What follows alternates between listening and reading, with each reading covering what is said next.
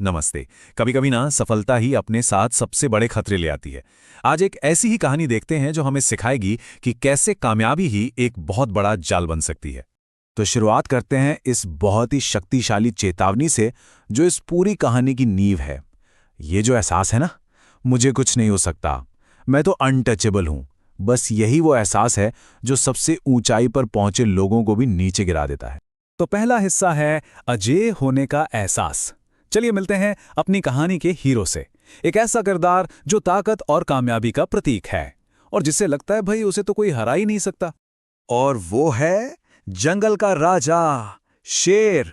सोचिए, एक ऐसा जीव जो अपनी शक्ति के बिल्कुल चरम पर है। उसके राज में उसे चुनौती देने वाला कोई है ही नहीं। उसका जो ट्रैक रिकॉर्ड था वो बेदाग था। मतलब न जाने कितनी लड़ाइयां जीती, उसकी ताकत का कोई मुकाबला ही नहीं था और नाम से ही पूरा जंगल कांपता था। और इन्हीं सब वजहों से उसके अंदर एक भावना आ गई थी कि उसे कोई छू भी नहीं सकता। अब आता है दूसरा हिस्सा, राजा की चूक।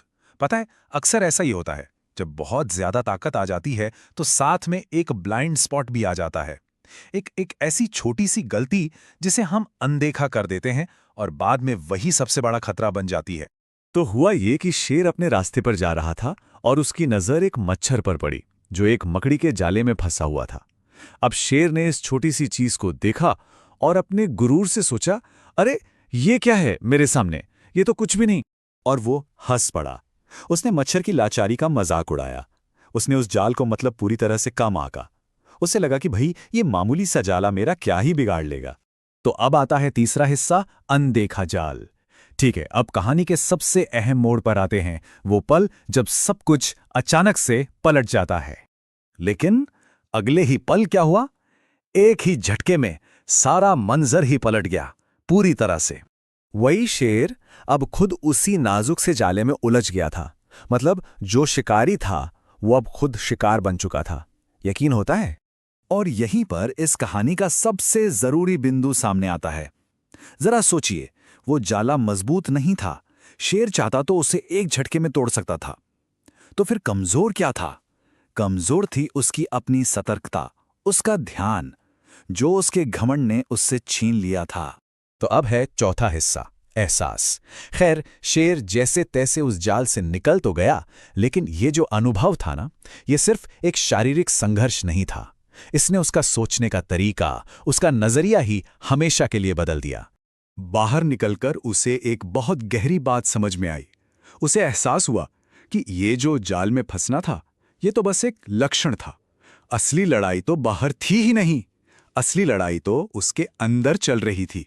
तो बात यह है कि असली खतरा, असली जाल वो मकड़ी का जाला था ही नहीं। असली जाल तो था उसका अपना घमंड। यही वो चीज थी जिसने उसकी आंखों पर पट्टी बांधी थी और उसे इतना कमजोर बना दिया था। और अब आते हैं पांचवें और आखिरी हिस्से पर, शिकारी की असली कमजोरी। तो इस पूरी कहानी से हमें क्या सीख मिलती है? चलिए देखते हैं इसका सबक क्या है जो हम सबको याद रखना चाहिए। और सबक ये है, जिस दिन किसी को ये लगने लगे कि वो अछूता है, कि उसे कोई छू नहीं सकता, समझ लीजिए उसी दिन वो सबसे आसान शिकार बन जाता है। असली खतरा बाहर से नहीं आता, असली खतरा अंदर के उस झूठे आत्मविश्वास से आता है। और ये कहानी हमें एक बहुत ही मजेदार सवाल के साथ छोड़ जाती है। क्या ऐसा हो सकता है कि किसी की जो सबसे बड़ी ताकत है वही उसके लिए सबसे बड़ा जाल बन जाए? क्योंकि वही ताकत लापरवाही और घमंड पैदा करती है। जरा सोचिएगा इस बारे में।